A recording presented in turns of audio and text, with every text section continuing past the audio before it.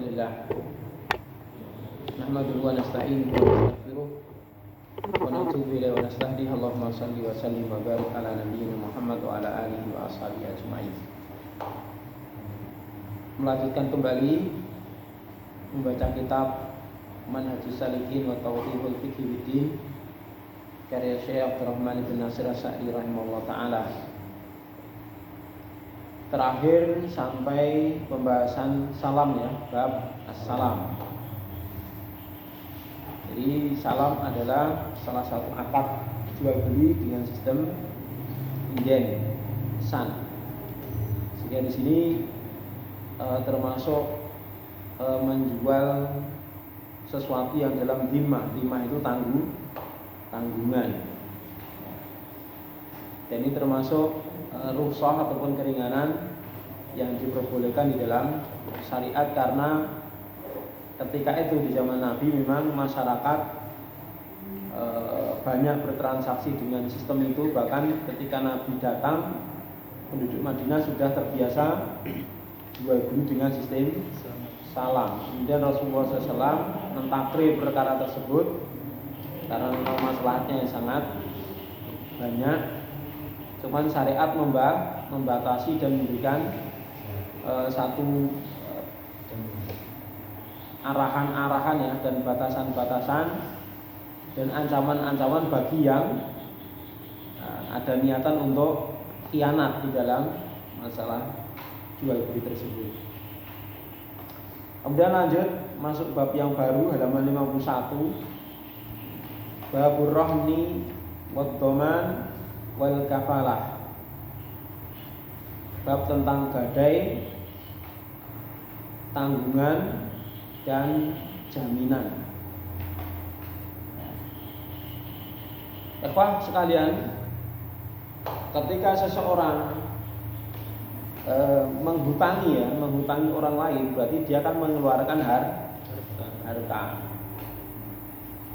Maka terkadang orang ini tidak gampang percaya untuk mengeluarkan harta kepada seseorang, karena memang realitanya seperti itu ya. Untuk meminta kembali uangnya saja seperti orang ngemis, ya kan? Benar itu. Bahkan sampai malu, ya kan? Sampai harus cekcok dan lain sebagainya. Maka dalam hal ini sebenarnya syariat sudah memberikan jalan-jalan yang cukup banyak ya, sebagai jaminan supaya orang yang menghutangi ini dia sudah nolong, ya kan? Harusnya kan ya dimudahkan itu. Ini sudah nolong malah dipersulit. Sudah nolong malah dipersulit. Akhirnya ya sekarang riba merajalela. Ya enggak? Karena untuk nyari pinjaman yang tanpa bunga kan susah. Kenapa? Enggak banyak orang percaya. Ya kan? Ya. Tapi dengan adanya riba malah apa ini? Orang malah segera melunasi gitu. Ya modelnya kita itu gitu kan. Kalau ditulungi dengan senang hati tanpa bunga malah enggak segera melunasi. Tapi kalau ada bunga malah segera dilunasi. Kenapa? Kalau nggak segera dilunasi ya nanti bunganya tambah banyak karena itu, ya kan? Dan itu fakta kenyataan memang seperti itu. Maka diantara salah satu faktor yang menyebabkan merajalelanya riba di tengah-tengah masyarakat yaitu karena kepercayaan yang sudah mulai hilang. Orang itu mau meminjamkan itu ya, sudah berpikir beberapa kali kan ya, sudah mesti telatnya, malu lagi ya kan, minta uangnya sendiri itu kayak ngemis, ya kan, kayak ngemis. Itu yang terjadi. Sehingga dalam hal ini syariat memberikan jalan-jalan ya yang dengannya dia bisa aman, ya kan, bisa aman. Di antaranya apa? Ya selain ditulis, ya mungkin ditulis zaman sekarang belum cukup, ya kan? Kan dalam agama itu ada dengan cara jaminan dengan cara ditulis. ya ayyuhalladzina amanu idza tadayantum ila ajalin musamman faktubuh, ya kan? Orang yang beriman, jika kalian saling pinjam meminjam, utang piutang sampai batas waktu tertentu, maka tulis, catat itu, ya kan? Supaya apa? Ya, kalau lupa bisa mengingatkan. Tapi kadang-kadang ya nggak lupa, memang bisa melupakan itu ya. Nah, kalau enggak berarti dengan saksi. 2S bidu, ya kan? Ambil saksi, 2 orang lelaki atau 1 lelaki 2 orang perempuan. Dengan saksi, mengundang saksi bahwa saya telah meminjamkan uang sekian pada si fulan dengan kesepakatan akan kembalikan tanggal sekian, dipersaksikan. Atau saya telah membeli tanahnya si fulan dengan harga sekian. Seperti ini, batasnya ini, saksinya ini, ya, dipersaksikan. Tapi kadang saksi juga nggak cukup, ya kan? Banyak saksi ini mati, ya kan? Tulisan hilang, saksinya mati, ya. Maka ada jalannya lain, rohen, gadai, ya, gadai, dan juga mencari penanggung atau mencari penjamin. Kalau gadai ini dengan barang, ya kan, barang jaminan. Kalau doman itu orang yang sanggup apa? Kalau misalnya yang berhutang nanti tidak mampu di hari H itu kembalikan uang, atau dia nggak ada, dia nanggung utangnya, dia berkewajiban untuk mengembalikan, melunasi. Tapi kalau kafalah ini tidak, dia hanya bertanggung jawab mendatangkan pihak yang berutang. Jadi tanggung jawabannya itu apa? Hanya pokoknya jangan khawatir, nek pas hari H orangnya sampai ngilang, saya yang bertanggung jawab untuk nyari dia. Jadi penjaminnya apa? Hanya sebatas mendatangkan, disarep ora urusanmu karo dekne.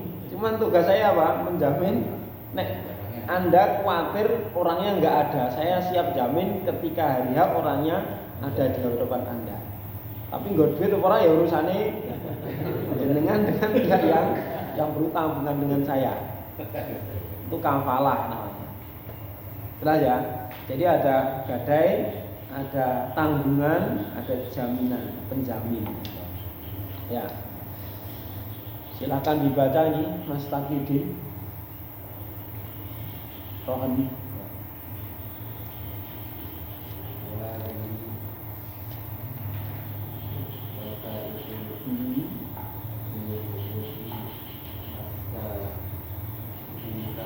Iya. Berahmu yasihu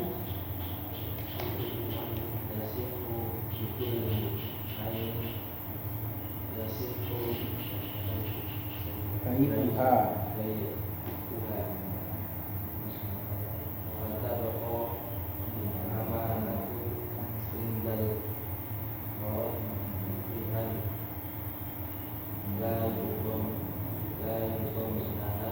layat manuha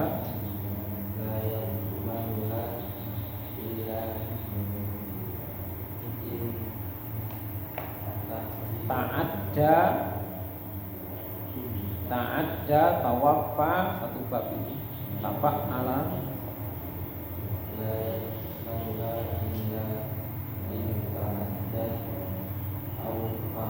farroto fak ala farroto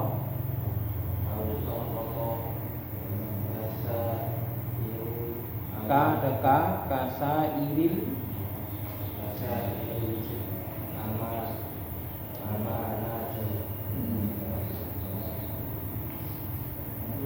Fa'in hasola wafa'u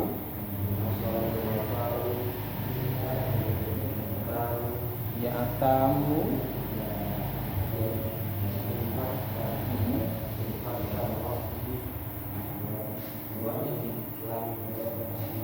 yaksul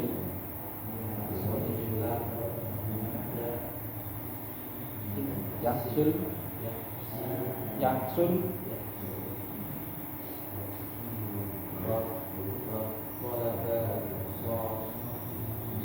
sahibul haqqi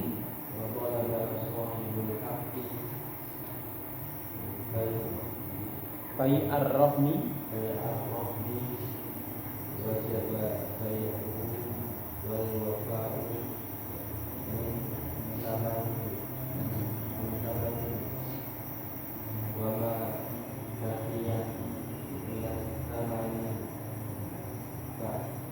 ba'da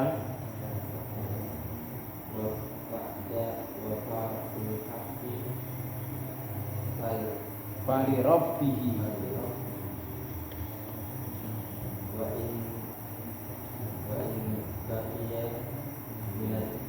minat-dain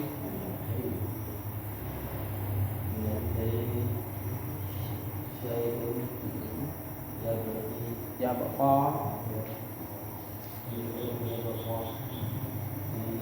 dainan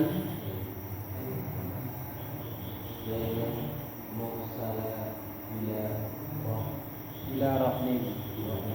Ya.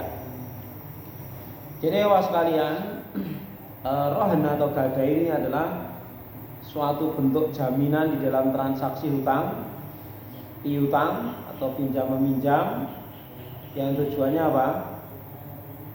Ketika nanti pihak yang berhutang ini tidak bisa melunasi, maka barang jaminan ini bisa digunakan untuk melunasi tanggungannya. Itu tujuannya seperti itu. Sehingga barang yang dijaminkan ini ya harus barang yang bisa diperjualbelikan, yang bisa diambil manfaatnya. Maka dikatakan oleh mu'allif wa hadhihi wasaiqu, ini adalah jaminan-jaminan bil huquqi tsabitah,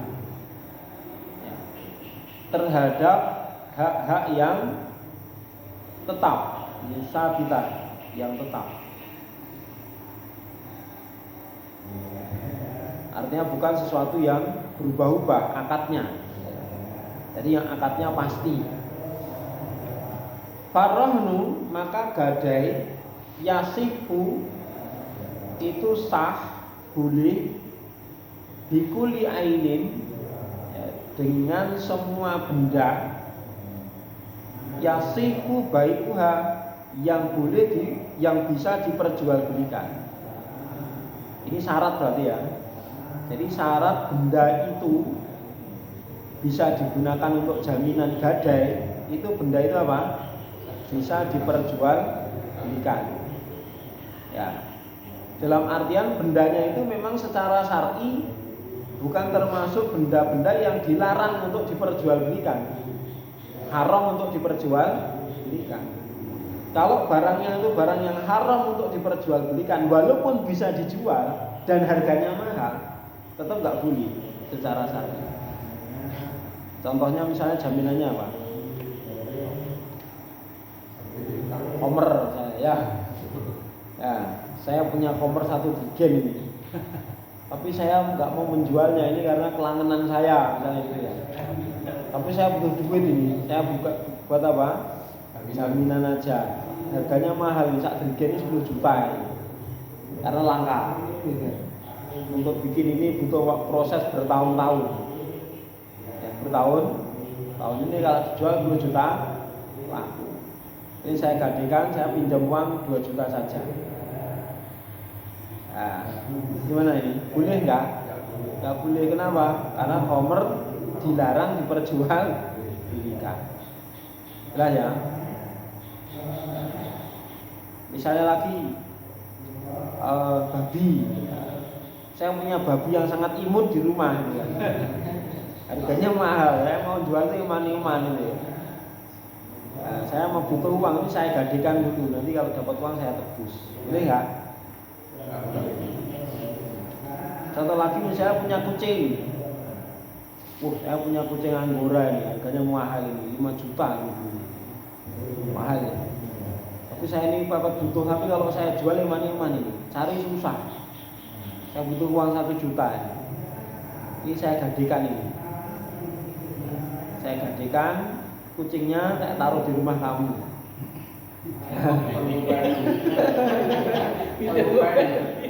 tak taruh di rumah kamu. Dan omahmu ya tambah rame. Tikusnya ora eneng. Tikus kucing anggur ae takut tikus biasanya ya. Malah dibuat mainan tikus. Malah dia nggak berani sama tikus. Nah, mau nggak ini? Boleh nggak digunakan untuk gade? Nggak boleh karena jual beli kucing dilarang dalam syariat.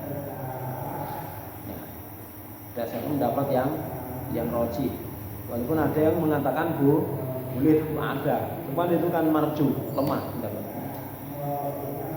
Jelas ya, jadi disyaratkan barang yang digadaikan itu adalah barang yang sah, boleh secara syar'i, memang hukumnya mubah diperjualbelikan. Dan apakah harus sama nilainya dengan yang dipiutangkan? Ya itu tergantung kesepakatan ya kan. Artinya terkadang barang yang digandengkan nilainya cuma 5 juta, pinjamannya 10 juta. Boleh enggak? Ya tergantung yang mengutangi. Itu juga ini kan. Ya kan? Nah, kalau yang ngutangi itu setuju ya enggak apa-apa gitu. Tidak ada syarat harus sama. Tapi kan tujuannya ketika tidak bisa melunasi kan untuk ya paling enggak kan harus sama nilainya kan gitu. Gitu. Pinjamannya 10 juta ya nilainya paling enggak ya 10 juta kalau dijual. Makanya biasanya pihak-pihak apa itu pembiayaan itu mesti apa? Ngecek dulu. Ya kan? Kira-kira kalau dijual nominalnya berapa? Lah mesti pinjamannya ya di bawah itu. Dicek kok paling ini tafsirnya 10 juta, maksimal peminjaman 5 juta, paling seperti itu. Ya, hanya orang yang betul-betul berhati mulia, ya kan, nilai jual barang gadaiannya 5 juta, peminjaman sampai 10 juta.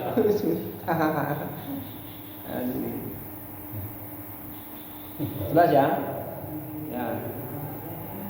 Fatabqa amanatan indal murtahin, maka barang tersebut tetap berada amanatan sebagai sebuah amanah indal murtahin pada pihak yang menggadai. Ada menggadaikan, ada penggadai. Paham ya? Murtahin ya, Bang. Murtahin itu orang yang mengeluarkan duit, yang ngutangi itu loh. Ya kan? Yang dia memegang jaminannya, yang butuh gadai itu siapa? Murtahin. Jadi ada rohin, ada murtahin. Ini istilah ya. Rohin itu siapa?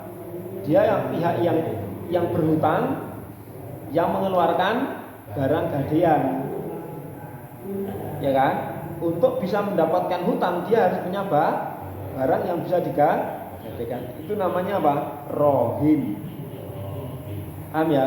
Lah pihak yang mengeluarkan uang untuk dipinjamkan dan dia butuh penjamin, apa itu jaminan, namanya apa?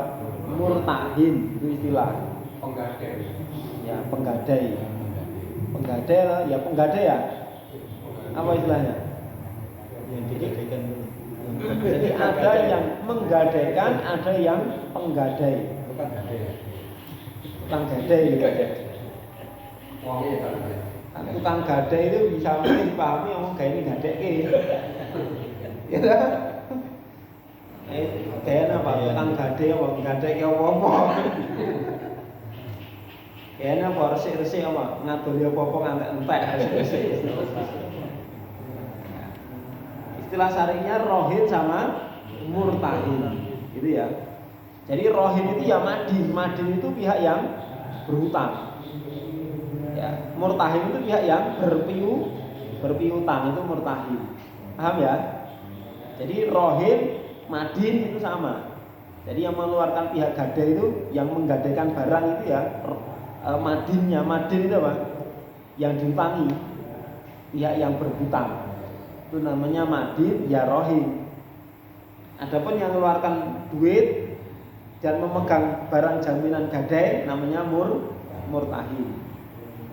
Atau jain yang meminjami uang.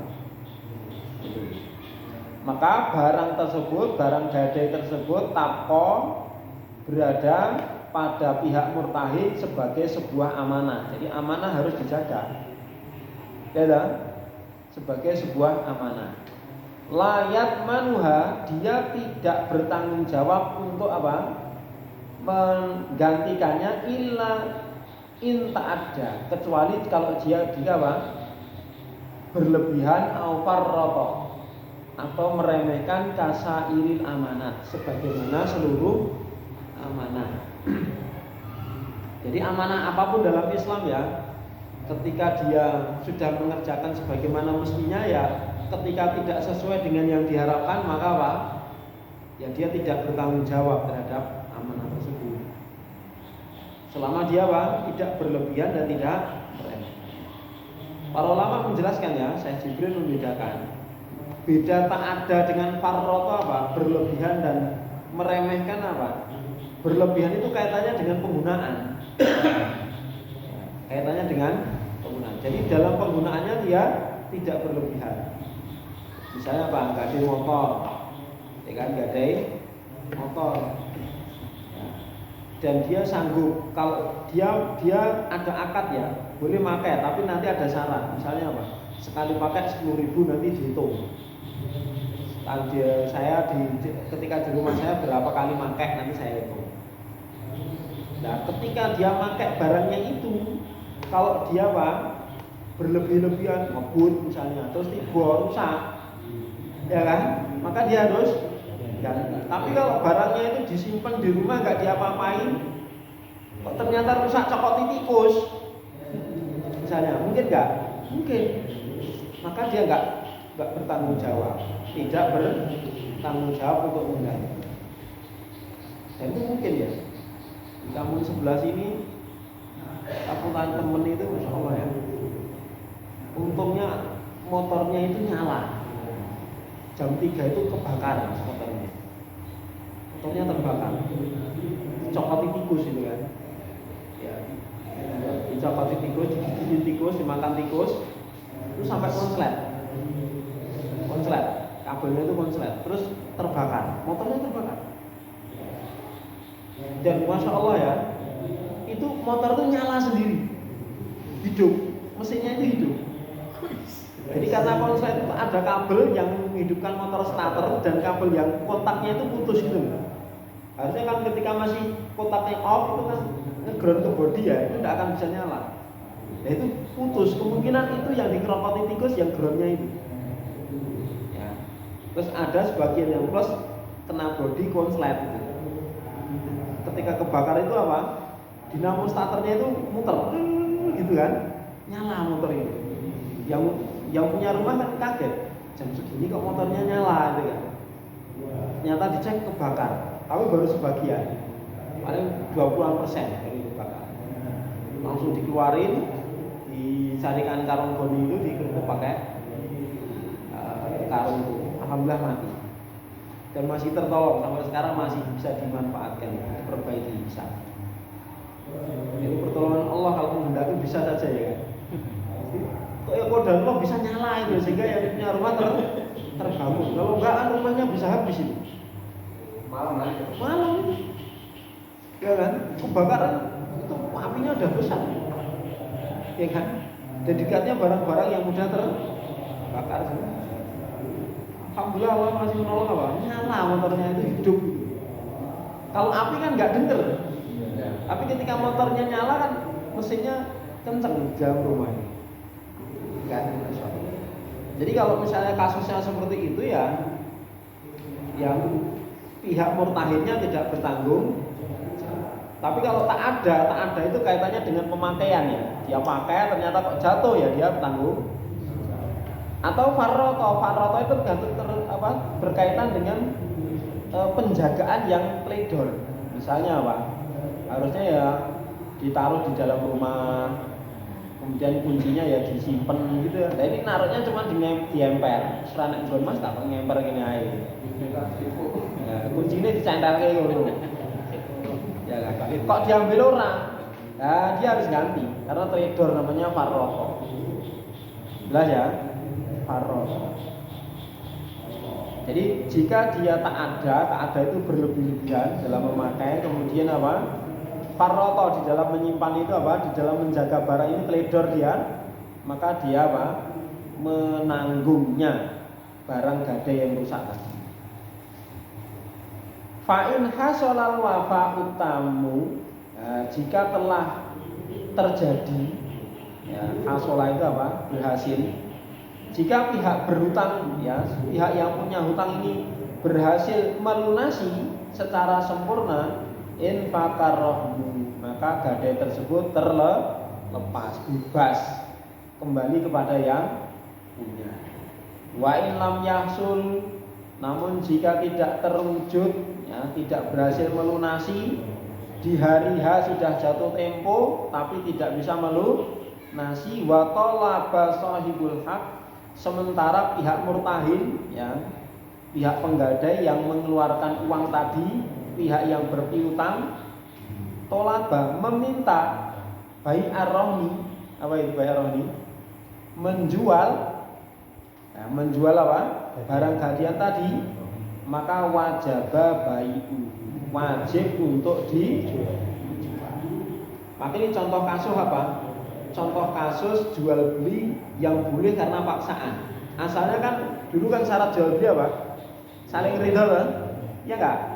Ya, saling ridho. Secara asal harus saling ridho. Tapi dalam kasus ini boleh dipaksa.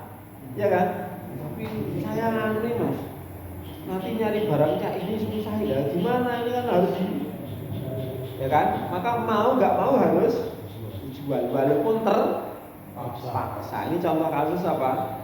Bolehnya jual beli karena kasus terpaksa. Misalnya apa? Barangnya digunakan untuk jaminan. Jelas ya? Jadi pada beberapa kasus boleh, ya kan? Jual beli dalam kondisi apa? Terpaksa. Terus wal wafa'u min samanihi, dan melunasi dari hasil penjualan barang tersebut. Setelah dijual digunakan untuk melunasi. Kalau misalnya gini, nggak usah dijual, tapi pihak yang senang dengan barangnya, sudah, daripada dijual ini aja Mas, nilainya biasanya berapa nilainya, nanti dicok nih wae gitu ya. Nanti kalau masih banyak barang jenengan ya saya nomboi, ya toh. Tapi kalau nilainya masih di bawahnya ya berarti jenengan masih punya hutang ke saya. Tapi kalau pas ya berarti selesai. Boleh nggak seperti itu? Boleh. Ya, boleh. Jadi barang gadai boleh dibeli sama yang menggadai. Dengan apa? Dicok nih hutangnya tadi. Tapi seandainya tidak pun tidak mengapa. Ya, dijual ke pihak lain, ya, baru dari hasilnya itu untuk melunasi hutang. Wama baqiya minataman, dan apa yang tersisa dari hasil penjualan ba'da wafa'il haqqi, ya, setelah ditunaikannya kewajiban falirobihi, maka dikembalikan kepada yang punya. Misalnya hutangnya 1 juta, barang gadaiannya dijual laku 1,5, berarti diambil yang 1 juta untuk melunasi, yang 500 dikembalikan ke yang punya barang. Paham? Jadi tidak diambil semua. Paham ya? Jadi kalau misalnya apa? Menyita barang, ya dijual harga standar, kemudian apa? Ya, utangnya berapa? Tidak semuanya dikuasai. Ya kan? Misalnya barang sitaannya nilainya 1 miliar, utangnya cuma 500 juta, ya sudah, yang 500 harus dikembalikan. Tapi ada nggak prakteknya seperti itu? Biasanya kan dikuasai semua, ya sudah, sita semua. Apa yang dijaminkan itu dijual, ya sudah, itu dijadikan sebagai yang melunasi utang. Pokoknya dianggap itu lunas dengan itu. Pak, dalam aturan syariat apa? Dijual dulu, ya kan? Atau dinilai harganya berapa?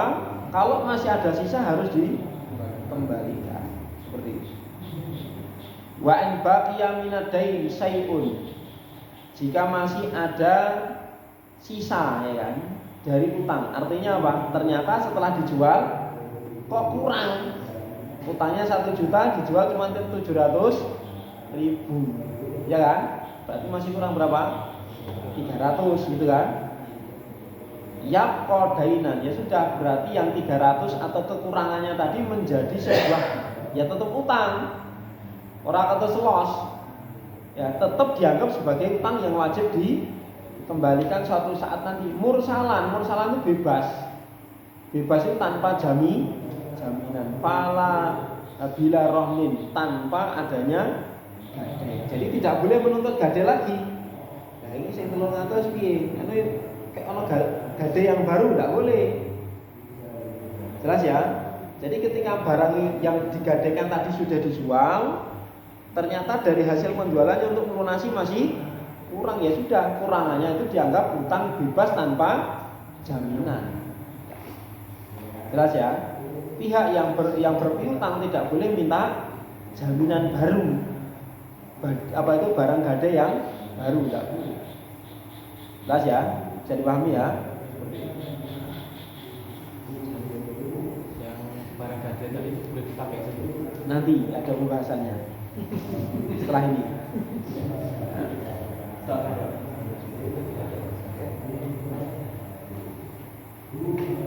Ya Mas Ihsan, nah pojok kanan, baca Mas.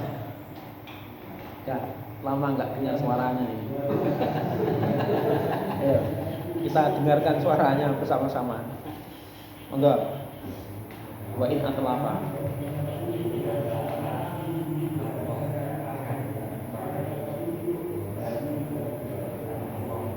Ya, cukup. Wa in atlafa rahnu ahadun sebagai apa? Fa'il dari atlafa, ya. Korbannya maf'ul bihnya ar-rahna. Jika ada seseorang yang merusak barang gadean tadi, ya kan, fa'alaihi domanuhu, maka dia wajib mengganti barang tadi. Yakunu rohnan, ya, yang menjadi apa? Menjadi gadai. Nah, contoh kasusnya misalnya ini, si A menggadaikan barang sama si B, berupa motor gitu ya, berupa motor. Si C datang sudah minta izin sama si A dan si B untuk pinjam motornya. Si C datang untuk pinjam motor ini, izin kepada si A dan si B. Semua pihak mengizinkan, dibawa sama si C. Ternyata qadarullah masyafa'al, motor itu hilang. Ya, motor itu hilang. Mungkin tidak? Mungkin hilang. Nah, maka si C wajib ganti nggak? Nah, dia harus mengganti. Menggantinya berupa apa? Bisa senilai motor yang hilang itu harganya berapa? Misalnya 5 juta, ya udah ditukar uang juta, dibungkus plastik, dilakban 5 juta, dikasihkan kepada pihak si B. Dan si B tidak boleh menggunakan uang itu jaminan. Tidak boleh menggunakan uang itu. Atau diganti dalam bentuk motor yang sama nilainya, atau lebih juga nggak apa-apa. Tapi minimal sama. Itu paham maksudnya ya? Seperti itu contoh kasusnya. Ya, kalau yang merusakkan pihak murtahinnya kan tadi sudah dibahas. Ini pihak lain, pihak ketiga. Jelas ya? Ahadun di sini maksudnya adalah pihak ketiga. Terus baca Pak Janto, lanjut. Wa nama uhu tabi'a au tabi'un lahu. Wa nama uhu tabi'un lahu. Wa mu'natuhu ala rabbihi. Ya. Terus Wa laisa lil murtadinin wala li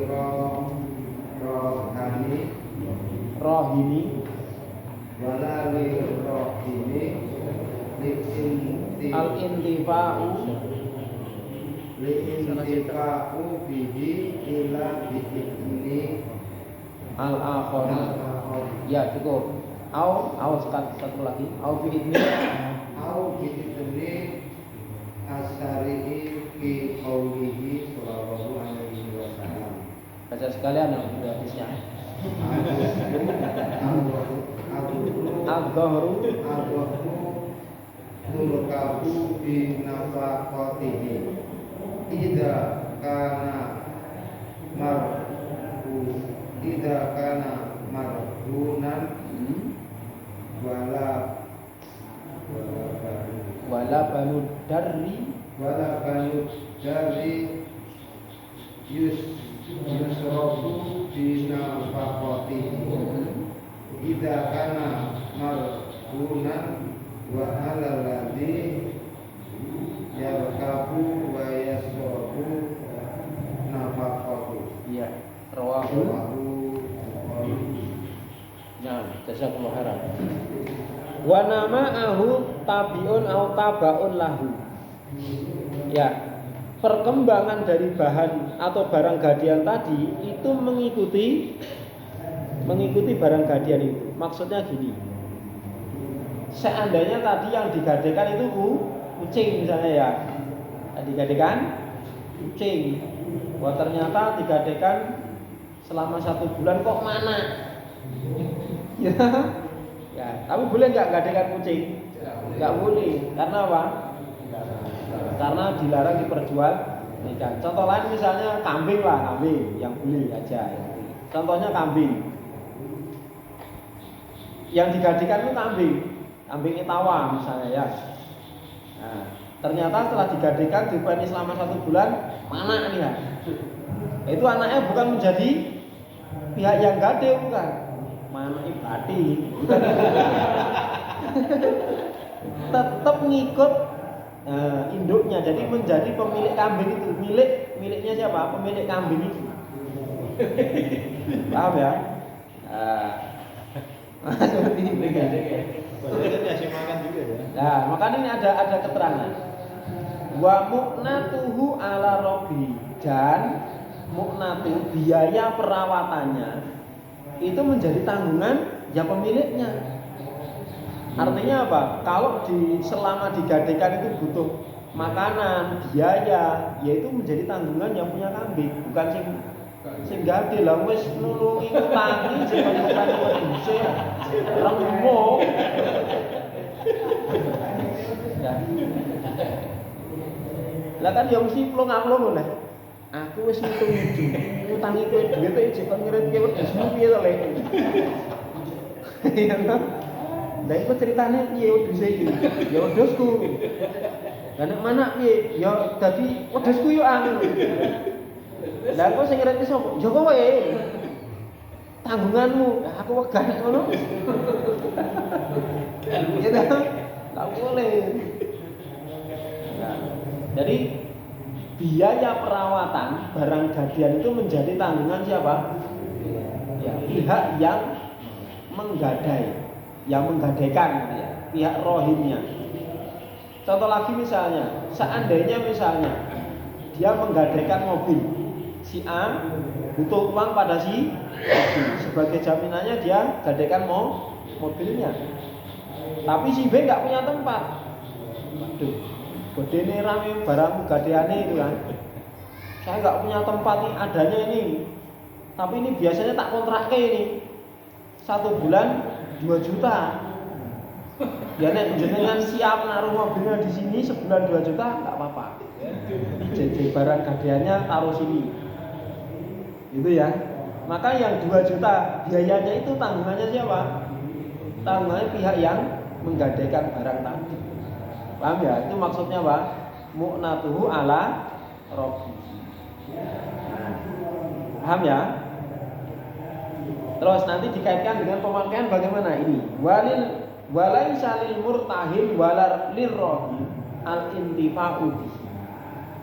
Tidak boleh bagi pihak penggadai murtahin walar lirrohi, pihak yang menggadaikan, al-intifa, memanfaatkan barang tersebut. Tidak boleh. Sekalipun itu yang punya motor, ya kan? Aku milih motor sih